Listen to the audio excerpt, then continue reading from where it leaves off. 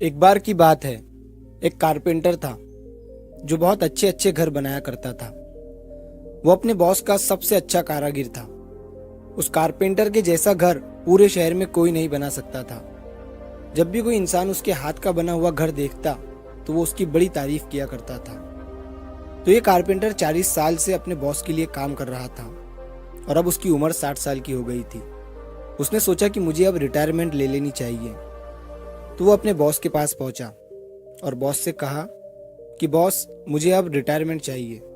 मैंने 40 साल आपके साथ मिलकर बहुत अच्छा काम किया है और अच्छे अच्छे घर बनाए हैं और अब मैं रिटायर होना चाहता हूँ। तभी बॉस ने उसे रोका और कहा कि मेरे पास एक बहुत बड़ा प्रोजेक्ट आया है और मैं चाहता हूँ कि तुम ही उसे पूरा करो, और ये प्रोजेक्ट पूरा करने के बाद तुम चाहो तो रिटायर हो सकते हो, तुम्हें कोई नहीं रोकेगा।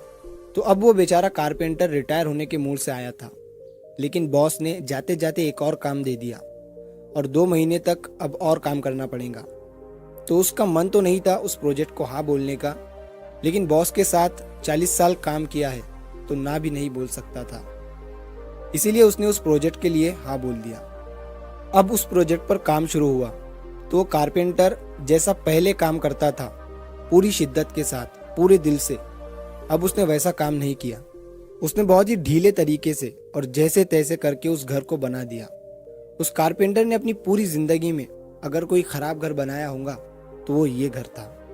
जब पूरा काम करके वो अपने बॉस के पास पहुंचा और उन्हें उस घर की चाबियां दी, तो तभी बॉस ने उस कारपेंटर को रोका और उस घर की चाबियां उसे वापस दे दी और कहा कि तुम मेरे सबसे बेहतरीन कारीगर हो और तुमने मेरे साथ 40 साल काम किया है और अब तुम रिटायर हो रहे हो, इसीलिए मैं तुम्हें एक तोहफा देना चाहता था, और वो तोहफा ये घर है जो तुमने अभी अभी बनाया है। उस कारपेंटर ने जैसे ही ये सुना, उसके मुंह से ये शब्द निकला, काश, काश अगर मुझे पता होता कि ये घर मेरा ही होने वाला है तो मैं इस घर को अपनी पूरी जिंदगी का सबसे अच्छा घर बनाता।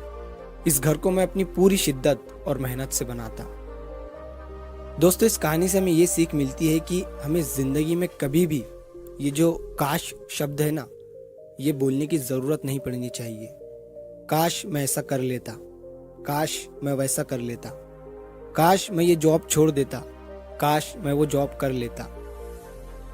तो कभी भी सोच समझकर फैसले लो ताकि बाद में आपको रिग्रेट फील ना हो। मैं जानता हूँ कि कुछ चीजें होती है जो हमारे हाथ में नहीं होती, तो ऐसे वक्त में काश बोलने की जगह जो हो गया है उसे भूल जाओ और जिंदगी में आगे बढ़ो, आगे रास्ता ढूंढो।